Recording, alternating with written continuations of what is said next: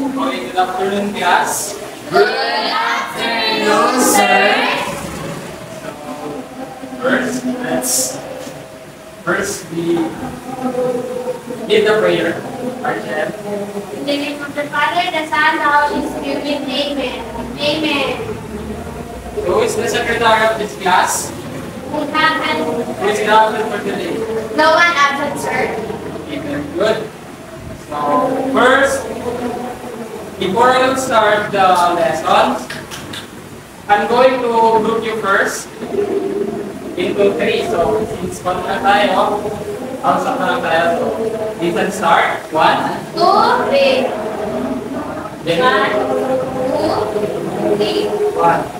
Okay, so go to your group now and form circle.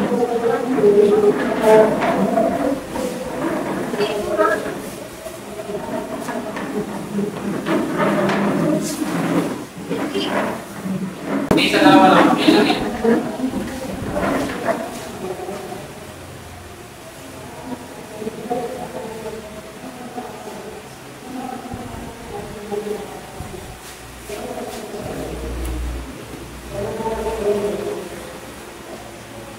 Okay, so you're given a word, scrambled word. So you need to complete the word and in 2 minutes. Okay, so you may start now. Done, sir. Okay, Done, sir. okay, before we will start the teaching, so according to the words na natanggap ninyo, ano sa tingin niyo yung lesson natin for today? Science of Technology. Okay, very good, Miss Archel. So, first, let's read. The Transportation Technology.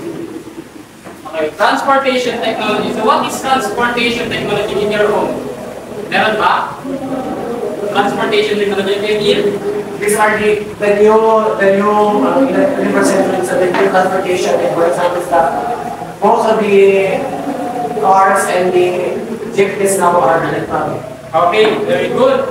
So, transportation technology encompasses the tools, improvements, and methods that more people and animals and goods across the globe. So, the second group, what word? Manufacturing Technology.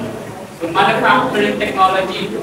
Ay, wait. So, first pala, give me the examples of transportation technology. Automobile car, trains, or aircraft.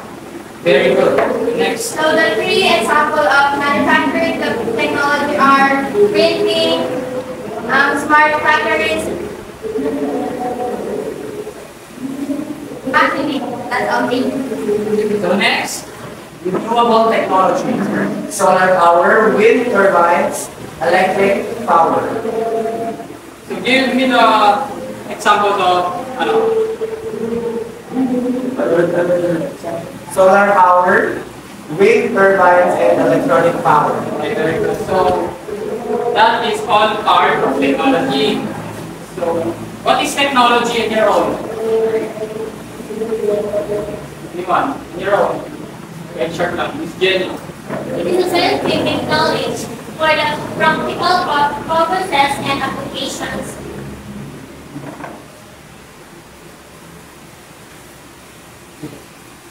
Okay, very good. So, technology is the application of scientific knowledge for practical purposes, especially in our industry.